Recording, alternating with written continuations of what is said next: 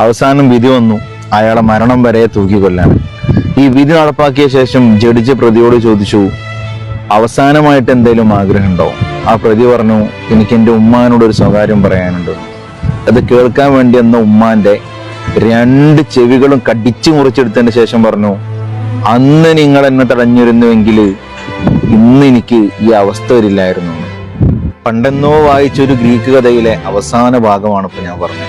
സ്വന്തം ചോരയിൽപ്പെട്ട 4-5 ആളുകളെ അതിദാരുണമായി കൊലപ്പെടുത്തിയ പ്രതി ആ വിധി കേൾക്കാൻ സന്നിഹിതരായ മുഴുവൻ ആളുകളുടെ മുമ്പിൽ വെച്ചിട്ടും ആ മോന് പറയാണ്, ചെറുപ്പത്തില് അയൽവീട്ടിലെ പൂച്ചനെ ഞാൻ കല്ലെടുത്ത് എറിഞ്ഞു കൊന്ന സമയത്ത് ആ എറിഞ്ഞത് ഞാനാണ് എന്ന് പറഞ്ഞിട്ട് അയൽക്കാർ നിങ്ങളോട് പരാതി പറഞ്ഞപ്പോ ഇന്റെ മോൻ അങ്ങനെ ഒന്നും ചെയ്യൂല എന്ന് പറഞ്ഞ് നിങ്ങൾ എനിക്ക് തന്ന ധൈര്യം.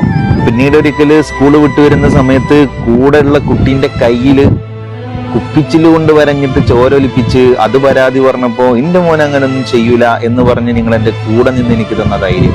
പിന്നീട് കാലങ്ങൾ ഒരുപാട് കഴിഞ്ഞ് നിങ്ങളുടെ മകൻ ചീത്ത കൂട്ടുകെട്ടിലാണ് ഇപ്പം എന്ന് നാട്ടുകാർ വന്ന് പറഞ്ഞപ്പം എന്റെ മകൻ ഒരു കുഴപ്പമില്ല, നാട്ടുകാർക്കാണ് ചൊറിച്ചില് എന്ന് പറഞ്ഞ് നിങ്ങൾ അന്ന് എനിക്ക് തന്ന ധൈര്യം. പിന്നീട് ഞാൻ വഴി പിഴച്ചു പോയി എന്ന് എൻ്റെ ഉമ്മക്ക് മനസ്സിലാകാന് ഉമ്മ പറ്റ 5 മക്കളെ ഞാൻ കൊല്ലേണ്ടി വന്നു. അന്ന് അയൽപക്കത്തെ പൂച്ചയെ കൊന്നു എന്ന് അയൽവാസികൾ പരാതി പറഞ്ഞ സമയത്ത് നിങ്ങളൊന്ന് പോയി അന്വേഷിച്ച് എന്നെ ഒന്ന് ശകാരിച്ചിരുന്നുവെങ്കിൽ എൻ്റെ ആദ്യ പാപവും അവസാനത്തെ പാപവും അതാകുമായിരുന്നു ഉമ്മ എന്നാണ് കുട്ടി. അവിടെ നിന്ന് എല്ലാവരും മുമ്പ് ഉമ്മാനെ നോക്കി പറഞ്ഞു.